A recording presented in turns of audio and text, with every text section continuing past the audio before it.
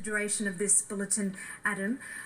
Let's start by, it is the early hours of the morning now. Everyone's waking up in Gaza, the Palestinian territories in Israel. What do you think what's ahead of us today, potentially?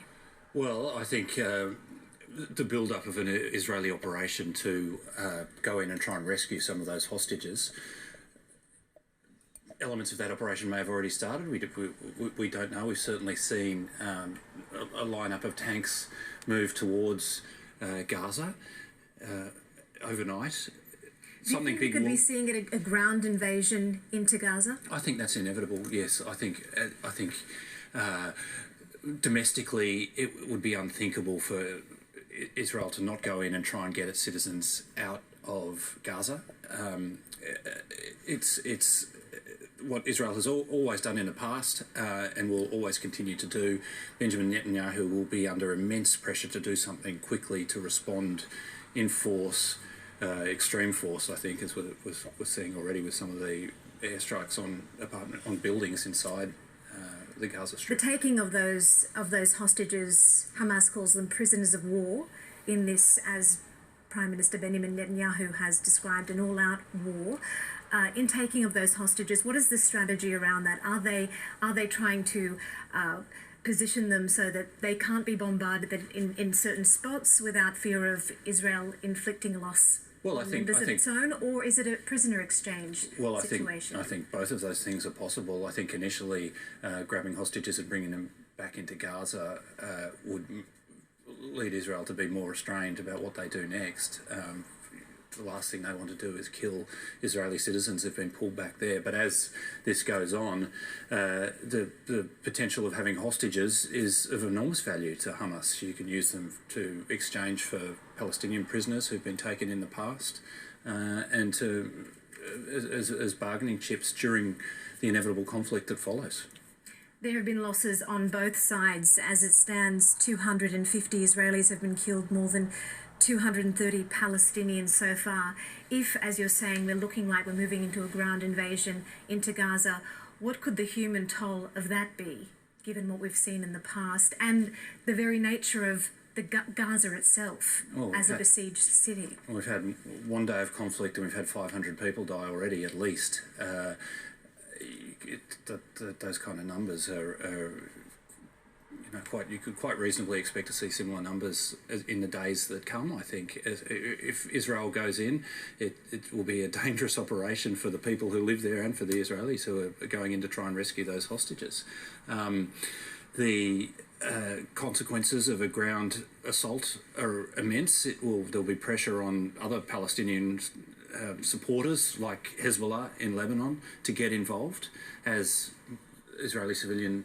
Palestinian civilian casualties mount. You'll have that cycle of grief and funerals and protests and revenge that has been the story of the Middle East for decades. And what does that mean, Adam? You were based in Beirut. You understand very well the power and might of what happens when these fault lines start to shift there. What could happen potentially if Hamas get involved by proxy Iran and they're engaged into this conflict? Well, if Hezbollah get involved from Lebanon and start firing missiles in, there'll be an inevitable Israeli response. In the past, they've launched airstrikes into Lebanon and invaded Lebanon. That's the typical pattern.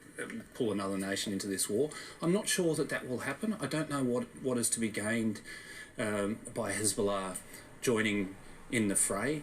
Really, if the aim of Hamas was to give Israel a bloody nose to build up its own popularity inside Palestine, that's been achieved. There's no way that Hamas can win this conflict.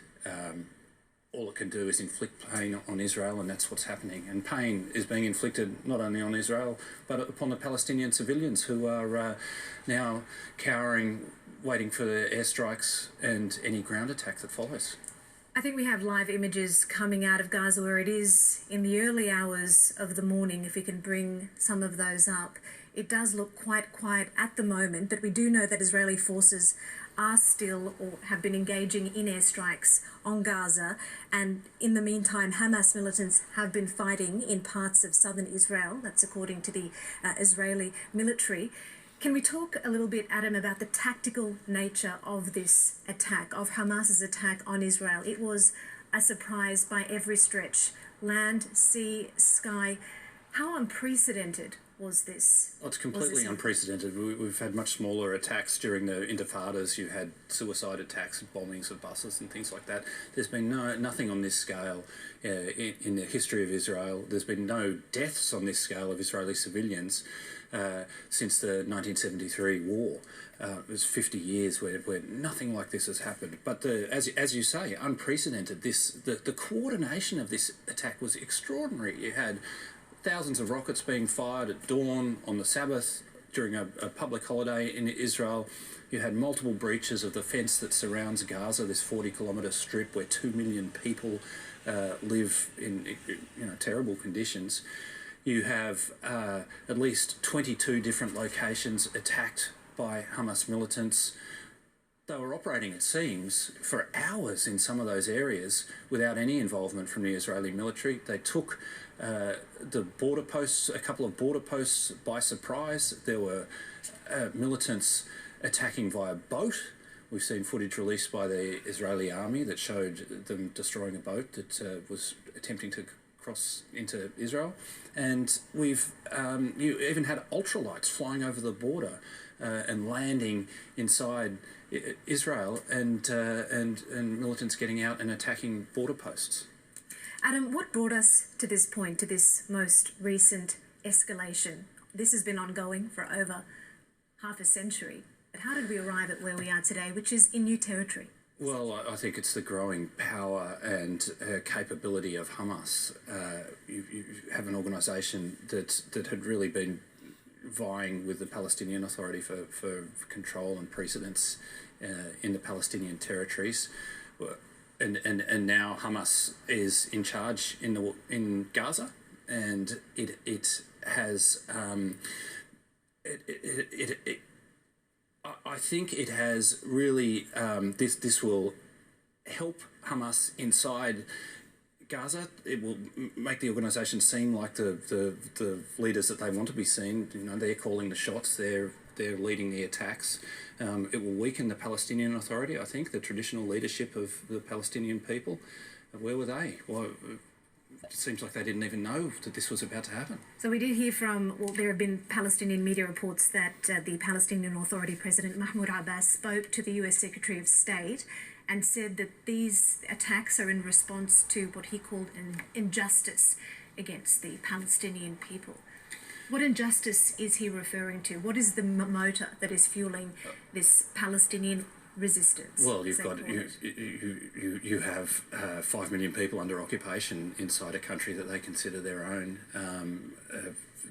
The 2 million people inside Gaza who can't get out. They're under blockade at the moment as we speak. Israel has tightened that blockade, cut off electricity. The Palestinian people feel like they're prisoners in their own country, and over the last decades, that it's just getting worse and worse and worse. You seem to be heading further away from a peace deal, a two-state solution where the Israelis and the Palestinians control their own destinies.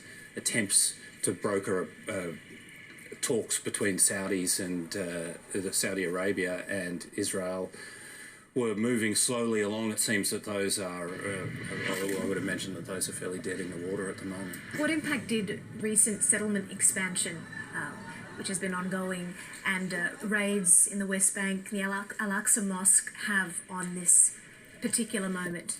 Well, Israeli settlers, illegal settlements, the international community says that the settlements inside the West Bank are illegal, have been a thorn in the Palestinian side for decades. Those settlements have been expanding recently.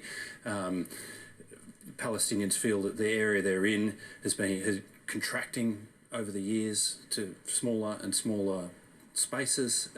They're not even allowed to move freely around their own country. It's been fueling, I think, a shift towards extremism. So, how did this happen to one of the most advanced militaries, to a country like Israel, which is known for its a superpower in a sense, in terms of its military capacity? How did they not know that this was going to happen? How did this go under the intelligence radar? Not just of the US, of Israel, but also potentially the US. Does this betray that there might have been some kind of a lack of communication there? The channels have somehow closed. Well, I think the operational security of Hamas to plan this operation, which must have been months, if not years, in the planning, has been extraordinary.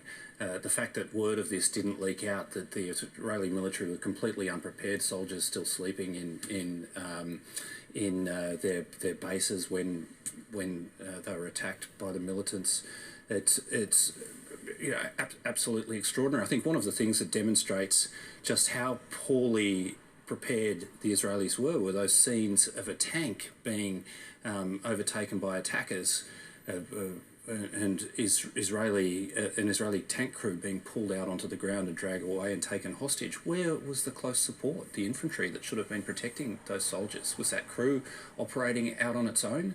The idea of an Israeli military tank crew being isolated in Israel away from support is extraordinary. Adam Harvey, thank you. You'll stay with us for the remainder of the bulletin. We'll come back and continue to discuss this further. But first, for more on the unfolding situation in Israel, Dave Sharma was the Australian ambassador to Israel from 2013 to 2017. He says that the taking of hostages is expected to be used as human leverage.